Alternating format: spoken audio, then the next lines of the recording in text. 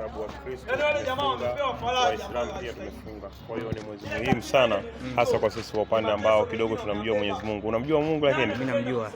Basi barikiwe sana. Bwana Willy, mchezo natumai umeutazama na Dar es Salaam Young Africa wameondoka na ushindi wa mabao mawili, na miongoni mwa vitu ambavyo vimevutia katika siku ya leo ni Buba kufunga, lakini assist akipata kutoka kwa Mudathiri Yaya. Basi mchezaji ameingia katika dirisha dogo, lakini kama ameanza kuelewana na wachezaji wenzie. Tukianzia hapo unalizungumzia? Kwa uchezaji kwanza ni mchezaji mzuri sana, tunampongeza kwa sababu ndo mechi ya kwanza na ameonyesha. Kwa hiyo moja kwa moja inaonyesha amekuja kidogo na ile chemistry yake, kwa kuja kuchanganya na Yanga namna ambavyo wanacheza inakuwa ni rahisi sana, lakini tunahitaji pia kumpa muda kwa sababu tumeangalia daraja la Cosmopolitan, inaonekana kabisa ni daraja ambalo sio daraja la juu sana, lakini kwa alichokifanya leo na Yanga kwenda kwenye hatua inayofuata, kwa sababu hatua hii ni hatua ya mtoano, tunampongeza kwa sababu mechi ya leo ameenda kuiamua yeye kwa miguu yake. Wamepata goli mbili na goli mbili pekee ambazo zimewafanya Yanga watoke kwenye hatua hii hapa na kwenda katika hatua nyingine. Tumeona Cosmo kipindi cha pili wakaja, hata namna ambavyo wamefungwa unaona ni ule ushamba tu wa kucheza na Yanga, pengine unaona mimi na mkaba fulani, lakini kipindi cha pili wao ilikuwa ni timu ya kwanza kiwanjani, kwa sababu wameenda wamecheza vizuri, wamejaribu kuwazuia Yanga namna gani wanavyoenda kutengeneza mashambulizi, wamewahi kuziba zile nafasi ambazo kipindi cha kwanza mipira ilikuwa inapita kwa urahisi, hatimaye matokeo yakawa 2-1. Kwa hiyo mchezaji kwenye kufunga kwa mechi ya kwanza tunampongeza sana, lakini bado kutambua kwamba ni mchezaji mzuri moja kwa moja kiwanjani, ngoja tumpe mechi ya pili kutokana na daraja la hawa Cosmo, kutokana na daraja lao kidogo la kawaida. Kwa hiyo tukimpa muda, kama ataenda tasko, mchezaji mzuri kaka, haitakiwi umpe muda. Mchezaji mzuri mpe mpira akuonyeshe nini anachoenda kufanya kiwanjani. Touch ya kwanza, namna anavyotembea na mpira, namna timu ikiwa ina mpira, namna anavyojiposition, lakini kwa alichokifanya leo tunampongeza sana. Miongoni mwa vitu ambavyo sasa hivi vimekuwa vya moto ni kuelekea mchezo wa dabi kati ya Simba na Dar es Salaam Young Africa, na hiki ambacho kinatokea kwa timu hizo zote mbili, unaona kinakwenda kuakisi mchezo wa namna gani wa tarehe moja? Dabi itakuwa ni ngumu sana, pengine ngumu zaidi kwa upande wetu kutokana na tumefungwa na Yanga mpaka dabi tunaweza tukasema imepoteza mvuto. Tumefungwa mara nyingi sana na Yanga, kwa hiyo hata wachezaji wanajua madeni pekee ambao tuko nao msimu huu. Kwanza Simba tumeanza kidogo kwa kusuasua, hasa kwenye mashindano ya kimataifa. Timu ambayo ilikuwa inategemewa pengine itafanya vizuri imeenda kuburuza mkia, kwa maana kwamba kwenye kundi Simba imeenda kumaliza kwenye nafasi za chini. Kwa hiyo wachezaji wanajua madeni yao pekee ya sisi ilikusudi tu fly ni kwenda kumfunga Yanga kwanza kabla ya kwenda kuchukua ubingwa wa ligi kuu msimu huu, kwa sababu kwenye swala la ubingwa wa ligi ni mchezo wa kuangusha na kuokota alama.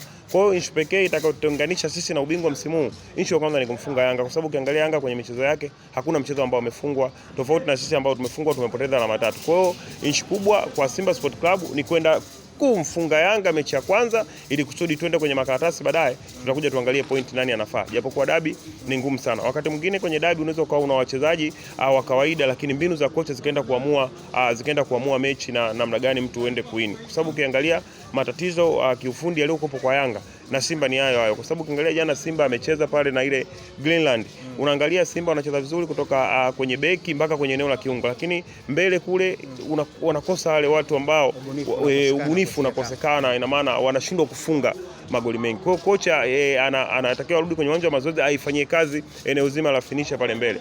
Ukiangalia Yanga pia wanacheza, lakini kuna kitu na ambacho nao kwa wao kinakosekana. Nadhani atakayezichanga kata zake vizuri ataenda kushinda, kwa sababu si ukiangalia kwenye hili dirisha dogo wachezaji ambao tumewasajili msimu huu, unaona kabisa kwenye dirisha dogo pengine tumefanikiwa kuliko hata kwenye dirisha kubwa. Wachezaji moja kwa moja wameingia na wameonyesha. Umeona mchezaji mmoja Yunus Aula ambaye pengine ameonyesha kwenye mechi mbili ambayo za kimataifa ameenda amefunga, na yule mchezaji tumemsajili kwenye profile yake miezi 4 hana timu yoyote, hata kwa hiyo fitness level yake haikuwa juu sana. Kwa kama ataenda atafanya mazoezi vizuri, nadhani tuna wachezaji wazuri sana, tutashuhudia dabi bora pengine kuwahi kutokea. Lakini mpinzani wako ama mtani wako ameamua dabi kuipeleka Zanzibar kwa sababu anaamini ni sehemu ambayo timu yoyote kwa sasa hivi inapofika pale Zanzibar hawezi akatoboa. Kwa upande wenu binafsi? Kwa sababu ni mchezo, na unajua siku zote vita, unapoenda kupigana vita utakiwa uchague uwanja wa vita, kwamba vita hii mimi nikichezea Chamazi au nikichezea sehemu fulani taenda kuishinda. Simba tu natakiwa tuwekeze zaidi kwenye kukiboresha kikosi chetu, kikosi kiwe imara ili kusudi vita ukapigana eneo lolote. Kama una kikosi imara, wewe hata ukipigana baharini, ukipigana sehemu yoyote unaenda unashinda. Mimi sidhani kama uwanja wa Zanzibar unamfavor zaidi Yanga. Kama wewe umejipanga vizuri na kikosi chako, una wanajeshi wako ambao wanaenda wakakufanya vita uishinde, unaenda kuwin. Pengine mechi ameitoa Dar es Salaam kutokana pengine kuna tamasha nadhani la uhifadhi wa Qur'ani ambalo ni tarehe 1 pia. Kwa hiyo wanaona kama ratiba pia zitaingiliana na ule muda kutokana na uwanja labda pengine ambavyo utakuwa, wameona kwamba tupishe huku kifanyike hichi ili kusudi boli liende likatembee Zanzibar. Kwa hiyo Zanzibar wao wanaita Guantanamo, lakini tunakumbuka Guantanamo pia kuna wafungwa ambao waliweza wakatoroka. Kwa hiyo mimi nadhani wafungwa wengine washatoroka. Kwa hiyo huyu Simba pengine ni nyampala ambaye analinda wafungwa kule Guantanamo. Ngoja tuzisubiri dakika 90 za tarehe 1 tutakuja tuongee, lakini mimi kwa imani yangu nawapa zaidi karata Simba kutokana na wamepoteza mara nyingi sana. Pengine hata dabi kama nilivyokuambia mwanzo imekosa mvuto saizi, kila dabi inaonekana ni ya upande mmoja. Wanasema wale wote ambao waliokuwa wanacheka wao kuondolewa katika michuano ya kimataifa basi wajipange. Kwa sababu unajua kwanza kwa malengo Yanga yeye alikuwa ameshafikia malengo yake. Ukimsikiliza vizuri kabisa engineer, Yanga yeye malengo yake ilikuwa ni hatua hizi ambazo ametoka. Pengine kwenye hatua hizi hapa tumlaumu Simba ambaye ameshacheza hatua za makundi mara nyingi, pengine ilikuwa ni robo finali. Nadhani robo finali Simba ilikuwa ndo maisha yake, ndio maana tulishai kuitwaga mpaka mwaka robo. Kwa hiyo kwenye malengo Simba pengine ndio hajafikia yale malengo, lakini kwa Yanga hapa walikofikia wao walikuwa wameshafikia malengo yao. Lazima kuna kitu ambacho Yanga warudi kwenye makaratasi wajiulize. Msimu wa 2023 Yanga amefuzu kwa alama 8. Sio, nielewa. Msimu wa 2024 Yanga alienda alishinda, lakini alama 8 hizo kwenye hatua ya makundi, nakwambia hiyo. Alama 8 hizo zikamfanya asiende. Msimu unaokuja wa 25 26 kabla ya huu hapa ule alikuwa anahitaji goli moja, lakini alikuwa na alama 8 nadhani, ikashindikana Benjamin Mkapa pale. Msimu huu tena nakufa na alama 8. Kwa hiyo lazima uone kwamba Simba ndio baba wa mpira. Bila Simba imara kwenye mechi za kimataifa, kwa hasa mashindano ya kimataifa, mpira wa Tanzania unaweza ukayumba, kwa sababu unamwangalia Yanga hajawahi kwenye hatua zake za makundi zote mpaka hatua zinazofuata kukusanya alama 9.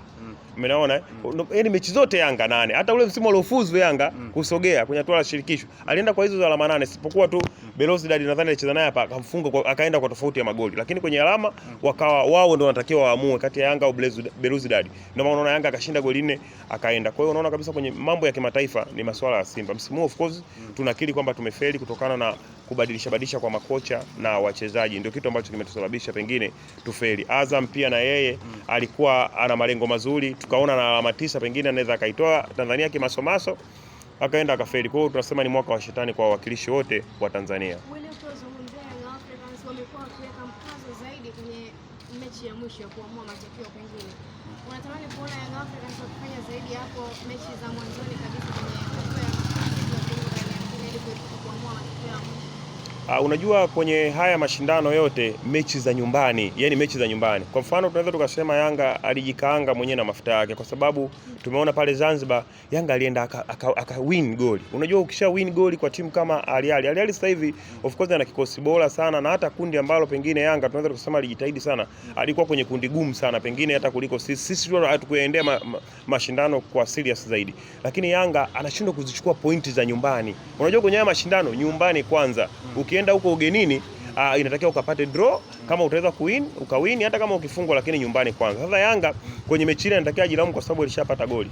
Kwa hiyo ilitakiwa tu kocha pale benchi la ufundi linuse hatari namna gani tunaoendea mchezo, kwa sababu Al Ahly wale ni watu katili sana. Pengine pia kuna mchezaji wao ambaye akuepo Almashauri yule ambaye anaweza sana kuzifungua beki. Kwa hiyo moja kwa moja Yanga pale walipopata goli tu wangeweza kuweka ulinzi imara ili kusudi kwenda kuwini kuchukua alama 3. Wangechukua alama 3 zile, Yanga inatakiwa wajilaumu kabla ya kuanza ile matokeo ambayo yatokea kule ya FAR Rabat na National. Inatakiwa wajilaumu wao kuto kumfunga National pale Guantanamo. Wewe unaamini kile ambacho walichosema wananchi kwamba matarajio yao yani walichokuwa wanaamini kwamba ni makundi, lakini sajili ni kama zinatuonesha kile ambacho kinachosemwa ni tofauti na kile ambacho kinakwenda kutokea wewe. Hata ili kusudi ukishakuwa una usajili mzuri uende ukakulipe basi kwenye pitch. Kama una usajili mkubwa alafu ufanye vizuri, ni sawa sawa na mtoto wa tajiri alafu kichwani box na anasoma shule za bei kubwa. Mtoto wa maskini ambaye anasoma shule hizi za kawaida anaenda na faulu. Kwa hiyo kama umesajili vizuri, zile sajili ziende zikalipe. Kwa kama angefuzu Yanga kwenda kwenye hatua ya juu, tungeenda kumpa hongera na kuamini kwamba alisajili vizuri. Kwa hiyo moja kwa moja unaona hata kwa sisi Simba dirisha kubwa tumefeli, sio siri. Wachezaji ambao moja kwa moja tunataka tuwaamini. Unajua kuna wakati mwingine timu inaweza ikawa chini, lakini kuna mchezaji mmoja ambaye anatakiwa ibebe timu pale ilipo, aende akaamue matokeo, kama leo Buba alivyofanya, kwamba timu iko chini, timu haimtegemei fulani, mimi naweza kuamua matokeo ya timu, ngoja niibebe timu nende nikaamue matokeo. Kwa hiyo Yanga moja kwa moja kwenye dirisha kubwa pia na yeye lazima tuseme kwamba alifeli, ndio maana alikuwa na majina ya wachezaji lakini hakuwa na wachezaji wazuri, ndio maana amefeli. Shukrani sana wewe. Asante sana.